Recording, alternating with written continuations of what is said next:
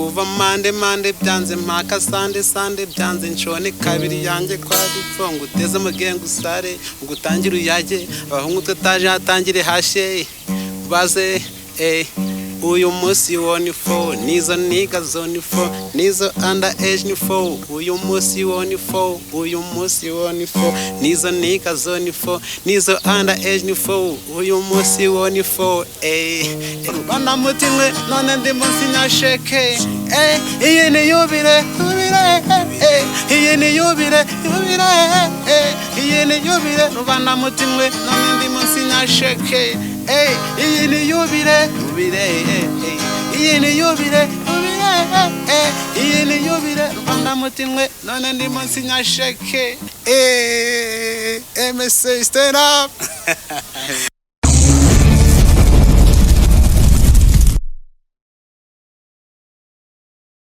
Yeah man, this is the Lee Vagabond the Superman Rudakina #1 nimero ya mbere nikumba mvuze kuva ku Butare yeah ready guys, nkuko mubibona uyu munsi kuri kamera z'Ubutare Media twabazaniye inyamaswa the monster #1 the top shatter, the guys unusual do you see man, nkuko mubibona rero kuri kamera z'Ubutare Media uyu munsi twagiriwe ubuntu twatembereye tugize amahirwe yo kwakira sinzi niba ndavuga ngo ni umusani, of course ni umuhanzi. nkuko mubizi Butare Media dukora ibintu bya entertainment, tubaha ibintu bya show kuri show.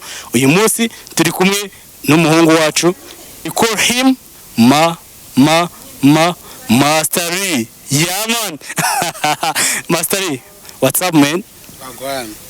Are you cool? I'm cool kabisa. Umeze neza? I'm good. Yes, nkuko muvyumva rero wowe tureba niba umeze neza natwe tumeze neza cyane, kubw'amahirwe n'umusani wacu ameze neza cyane, ari cool, ameze fresh.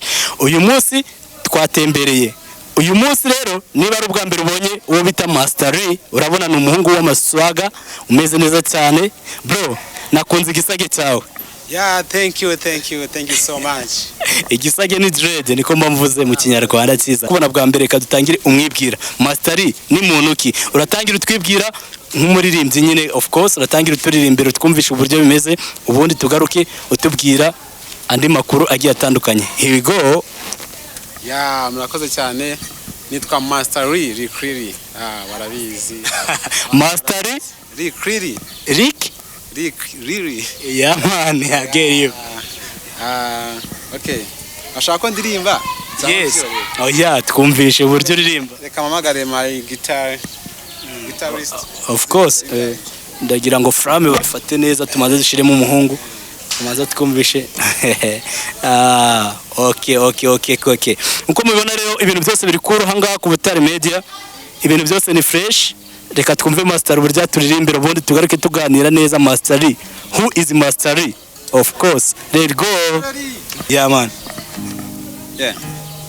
Ndibuka uko byatangiye tuva mu misozi twumva ko birangiye, amazina duhindura birakura none dore bimaze no kwikuba, uziko nabaye gengo ko gahigo ntaby'imikino, uziko nirengagije inkoko rubana mutimwe none ndi munsi nyasheke, iyi ni yubire iyi ni yubire iyi ni yubire rubana mutimwe none ndi munsi nyasheke, iyi ni yubire iyi ni yubire iyi ni yubire rubana mutimwe none ndi munsi nyasheke.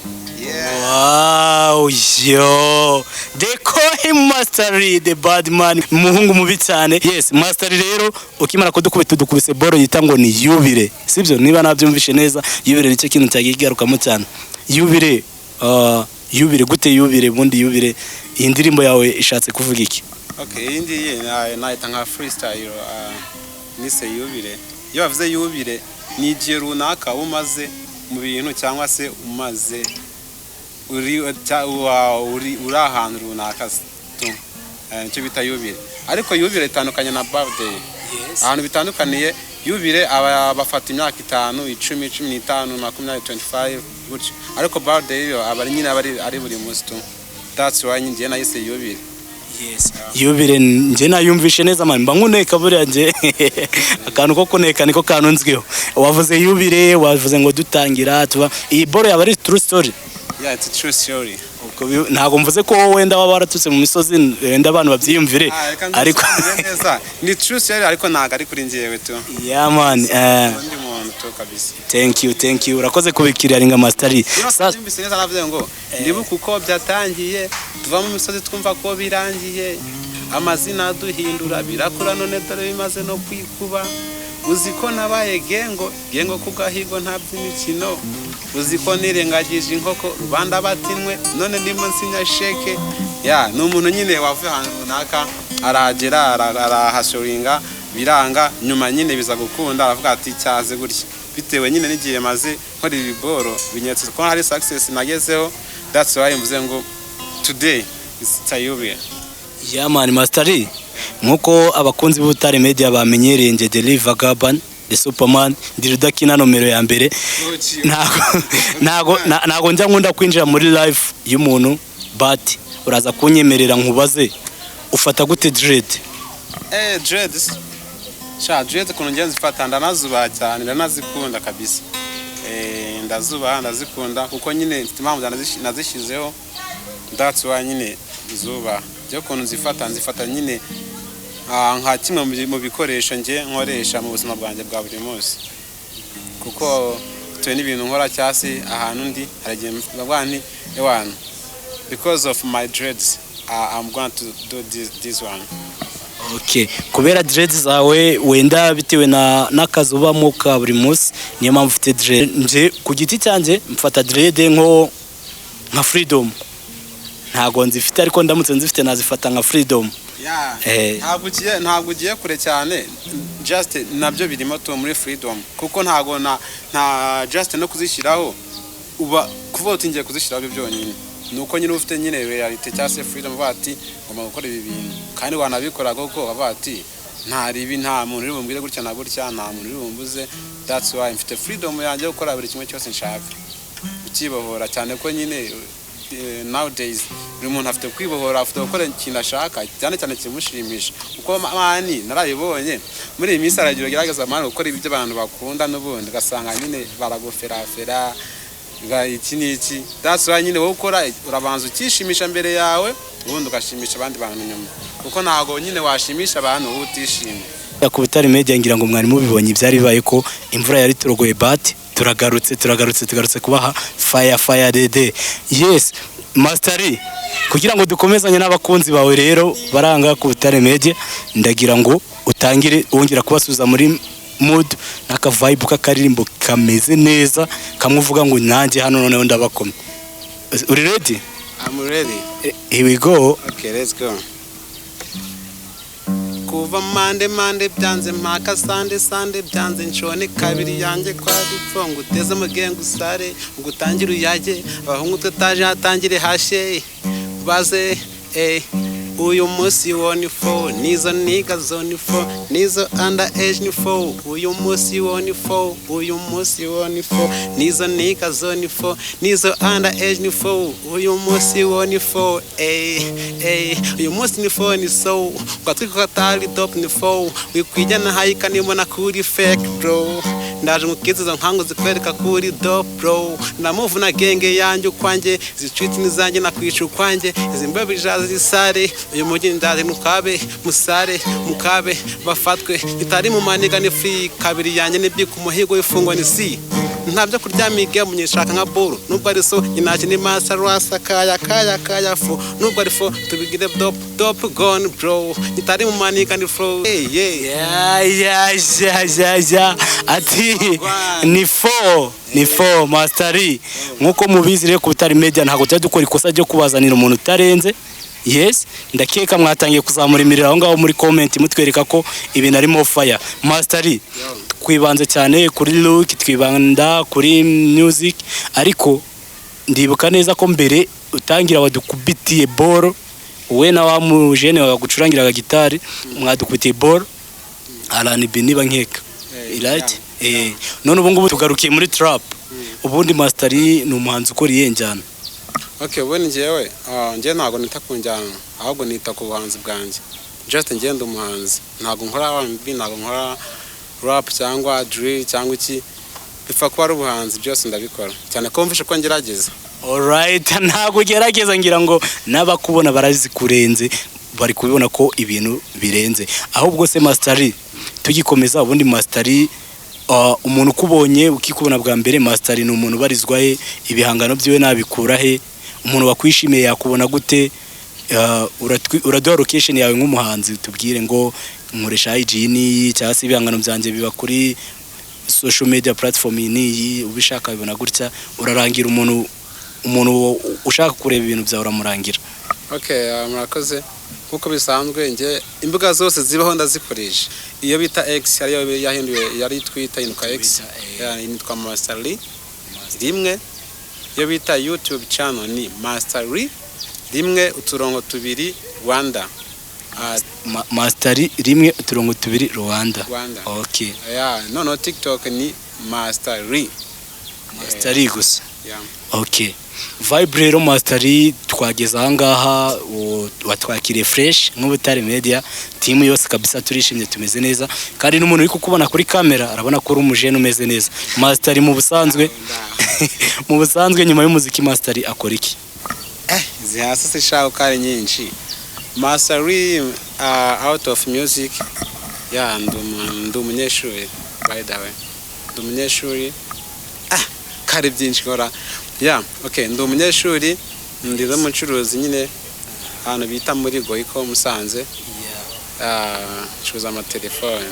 Okay, baguhahire. Uramutse ushaka telefone nimeze neza, Samsung, iPhone, Pixel, etc. Man wangana kabisa nko kubitamo umuzigo wa danje. Baguhahire na free delivery nyine nk'umuntu w'umusani nakeka bibaho. Ahubwo rero uretse aho ngaho mfite icyo bita promotion nyine for best client. Umuntu uguze boro iri hejuru $150 mwongeza indi boro ihagaze nk'ibihumbi 10 cyangwa se 15. My god. Iki nakongeraho ni free delivery aho waba uri hose kabisa naye kugezaho. Thank you. Abakunzi b'Ubutare Media ngira ngo na abantu bafata neza cyane kuko umuntu wisanze hano kuri YouTube yacu Ubutare Media ni wa muntu uba usobanutse kandi asobanukiwe iki by'ikoranabuhanga. Ngira ngo rero tutarakomeza reka dusabe wowe amaze gukanda subscribe uduhe like aho ngaho utwereke ko turi kumwe, ugire comment ushiramo ibyo wibariza Mastery tumufite aha ngaha, then nawe utarakanda subscribe nuko gakanda aho ngaho nako kantu k'umutuku kari aho ngaho wahakanda nta kibazo. Sasa Mastery dukomeje rero muri field yacu umuziki wawe ubundi hari abahanzi bikorana ku giti cyabo, hari abahanzi bagira management umufungo nyine ufite aho uva. Wowe umuziki wawe kandi ari mfite na comment nyinshi kuko na postinze kuri platform yacu turababwiye ati uyu munsi turaza kwakira Mastery, baratubwira ngo mutubarize ko yabuze. Urabisubiriza rero. Nari nkubajije ibibazo bibiri, icya mbere ko wabuze, icya kabiri music yawe uyikora gute, ufite management cyangwa urikorana bimeze bite? Okay, wakaze cyane icyo kibazo ni kiza byahatari. Umuziki wanjye kuntu ukora biratangaje. Buri muntu wese nyine ni umuntu ushaka kuyera bikamucanga kuko ngiye mfite ukuntu muri ibintu byanjye bitewe nyine na plans ngiye mba mfite tu. Urabizi nyine life hustle zibari ndende. Ntago wayigira mu muziki gusa cyane ko nyine ushaka guhasoringa mu muziki ugasanga nawe ukunda fresh ukawafata nyine ibindi bintu ku ruhande ukabikora. Umuziki wanjye ndawukora, ntago abantu ndabizi bari kunshaka kudasora imiziki kutabaha indirimbo n'iki, ariko ndabasezana ko soon ndabakubitamo imizogo ya fresh. Ikindi kandi nakongeraho igihe nayo mu muziki ari ibintu bari gukurikirana ku ruhande cyane ko nyine ari inge najyo birimfasha nyine mu muziki wanjye nyine tumuryo mumwe cyangwa ubundi. Man, wari udusubije ngo abantu bitega ibintu birenze nkuko twahuriye ubundi muri studio. Imiziki yawe nayumvishe kabisa ugiye kubaha abantu batuze baraje bashye. Icyo kibazo cyuko wabuze ubijeje kuzagaruka, ese nyuma y'ibikoro ubundi bafite ikihe gikorwa kuba wagarutse gute? You are here to stay cyangwa se nukuba kubita yandirimba imwe kongera ugafata ikindi gihe bimeze bite? Imbaraga ugiye kugarukana nizihe? Okay. Gusa no kubura nyine ntago nabuze nyine cyane tu. ikintu ngarukanye nyine imbaraga nshyashya kuko niba bazi ko nabuze batambona kuba barambuze suko nayo nicaye tu hari ibindi bintu ngo nandi gukaranga njyana ngiye kubazanira tu cyane ko bazambona mu isura nshyashya itandukanye nuko bambonaga mbere nicyo kintu nababwira bakwitega nanzanye ibintu biri fresh kandi cyane banyitege bankurikirane kandi ndahamya ntashidikanya ko mu minsi iraza ndaza kubakoma ibintu bya fresh kabisa. Master afite management cyangwa ko wakomeje gukwepeka ikibazo afite management cyangwa umukiro hari aza kurebe? Management yo rero ndi papa nka ni mama kabisa, nta management mfite nje nkora giti cyanjye, boro zose nkora ndazikorana, haba indirimbo, audio and video ndabyikorana, n'izindi side hustle zose ndazikorana. That's why baba narambuze n'ibyo boro byose mba ndimo mpasoringa nyine ndeba ko nyine hari ukuntu nyine byarya tu sufata se ndafata Master. Ngira ngo nibutse abantu badukurikiranye ku Butare Media ko turi kumwe na Master, twamusuye tumeze neza cyane nkuko mubibona. Ufite ikibazo muri comment cyangwa twandikira kuri ya nimero yacu iri hejuru aho ngaho twamukubariza naribi. Sasa Master dukomeza, nabonye udafite vibe cyane, ni ugutuza cyangwa se ni bimeze bite ko mbona na vibe abantu nyine nyine man abanzi bazi ko ngira vibe nyine tu, ariko nyine nowadays nago nyine sankutuje mu kuntu tu, ariko nyine vibe zirahari man. Vibes uyu munsi ni phone isoko gatwi kadahari dope ni phone bikwijana hayika ni mona kuri fake bro, ndaje ngukiza hangoze kwereka kuri dope bro, na move na genge yanjye kwanje, iziciti nizanje na kwica kwanje, izimbwebwe zirazi zisare, uyu muyinye ndaje ngukabe musare muhabe gafatwe nyitari mu manika ndi free kabiri yanjye nibiku muhigo ifungwa ni si navya kuryami game nyishaka nka ball nubwo ari fo nyinaje ni master rasta kaya fo nubwo ari fo tubigire dope gone bro, nyitari mu manika ndi free navya kuryami game nyishaka nka ball nubwo ari fo tubigire dope gone bro. Yes. Umunsi ni more fire. Bakunzi bacu nawe tubatengwa. Sasa Master ku Butare Media hari ibintu tujya tugira bita Butare challenge. Ahangaha rero nkuko ubizi ndabizi ujye kurikirana Butare Media, tukubaza ikibazo tukaguha amasegonda 5 ugasubiza, kandi ubwo turimenya niba tubeshye cyangwa utatubeshye. Ijambo rimwe. Master. Yes. Ni ukuvuga ngo mu Rwanda harimo uturere twinshi. Yes. Sibyo? Ntabwo ndi bukubaza umubare w'umura. Sibyo? Akarere ukunda mu Rwanda nakahe? MSA stand up. Uti MSA. Master, abami batatu bayoboye u Rwanda. Abami batatu. Okay. Rabita Mwami Musinga. Right. Gihanga ngo Mijana. Right. Kigeri. Sibuzuye? Abo bozuye. Ndakubwira amazina abiri umbwira izina rimwe. True. Master. Yes. Agati ya The Ben na Meddy. Yo wagwan Tiger B. Yes. Master, Messi na Cristiano. Yo wagwan CR7 Cristiano Ronaldo. Yeah. Master, kujyana muri Bible. Okay, don't worry man, I'm ready. Sibyo? Yes. Aberi uvugwa muri Bibiliya yishe nde? Ntago yishe ahubwo yarishwe. Alright. Uranyemeje. Bro, uranyemeje ku question yanjye yose urayitsinze. Right? Ubwo award y'iki cyumweru tihaye Master ku mugaragaro. Hanyuma Master, wabwira abakunzi bawe ibyo bateganyirije, comeback yawe imeze ite, indirimbo ugiye kubaha bitega iki, amakora boss n'abandi basani uhora tubwira. Bakunzi ba music ni mu umuhanzi ntimujya mu blaminga cyane, ahubwo mujya mumwegera cyase mu mushake maze ati ese kuki wabuze imeze bite. Kandi kintu ababwira man, ikintu cyose ukora never give up, kandi shyiramo imbaraga bizakunda, nubwo nyine hari igihe kiba kitaragera, ariko nyine hari igihe bizakunda man, kuko aravuga ngo wowe kora ibyo ugomba gukora hanyuma ibindi bizaza nyuma to nababwira. None ikindi kintu nakongeraho kandi nka Master daje kandi mugiye kujya mumbona cyane, uzanshaka zambona, uzashaka ducinga zambona, na amazina mwambonaho ku ma platform yose agiye atandukanye ni Master. ahantu hose wakora nka Mastery wahita umbona unabonye look yonyine tuvana Mastery. Ajya Mastery uvuze Mastery ubundi ndibuka naringiye ntahanye ikintu abakunzi bawe bazambaza cyane kandi nanjye nibaza why Mastery ubundi bisobanura iki kubera iki yitwa Mastery Mastery icyo bita ubundi wenda ntago nkeka ko abantu bari kuri kino kiganiro bose umuntu nyine utabuzi master sha nyine biragoye tu. Master ni umuntu w'umuyobozi cyangwa umuntu ukuriye abandi. Master nyine ni umuyobozi. Just nje ndi master ako ndi master nyine w'ubuzima bwanjye tu. Ya ndi master w'ubuzima bwanjye naho uri ni izina ryo mu Bushinwa risobanura umuntu wihangana kandi umuntu ukomeye tu. Ya Mastery uramutse utari umuhanzi bundi waburi iki? Je nandi umucuruzi cyangwa se nk'abandi transporter. Hanyuma Mastery sinzi nje ntago njya nkunda gukoresha ikintu cyo kuvuga ngo umuhanzi ni umuhanzi wo mu ntara ntago njya mbivuga ngo numve nyine numva atari fresh kuko aho dusanga abahanzi baba diaspora aho dusanga abahanzi bo ba state cyangwa se no mu bindi bihugu ba Nigeria nahe ni naho namwe tubasanga.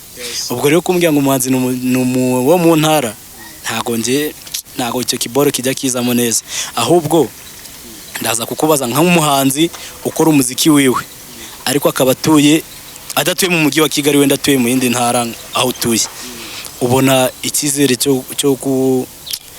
cyo gufata nk'uko nyine kuva ku rwego rwo kujya ku rundi, ubona ikizere ugiha kangahe kwijana? Okay, banje bavuga ibintu ngo byo mu ntara ngo ni iki mani, abantu nyine hari ikintu mufite kwiga nyine tucyase mu kwiyumvisha mwebwe muri mwe. Nta muhanzi wo mu ntara, nta muhanzi wo mu gihugu, nta muhanzi wo mu gace runaka. Mani umuhanzi ni umuhanzi. Wowe nawe nshaka no gukorera umuziki Gisenyi n'urugero, ariko ntuyi Kigali. Niba ntuyi Kigali nkabona ko ninza gukorera umuziki wanjye Gisenyi, niba wenda n'urugero niba ariho ndi bukorere audio Gisenyi nkabona yo fresh nta kizatuma najyayo. Urumva niba ndi Musanze kavuga ni we nawe ndi kandi ndi Musanze, ariko producer wanjye ari Kigali ngomba kumusanga Kigali, ngomba kujya kumureba. So man, nta muhanzi wo mu karere, nta muhanzi wo mu ntara. Man, umuhanzi n'umuhanzi mu gihugu hose and then no kwisi hose, kuko cyane kano kanya dushaka turi kuvugana kano kanya, ariko mu mwaka utacyase mu mezi runaka nkaba ndi USA cyase n'ahandi. Ntabwo nzamvuga ngo ndi umuhanzi wa USA, no, ndi umuhanzi man international, kuko ahantu hose nshoboye kuba najyayo najyayo ngakora kandi ngatropinga. That's right, cyane ukuri kabisa.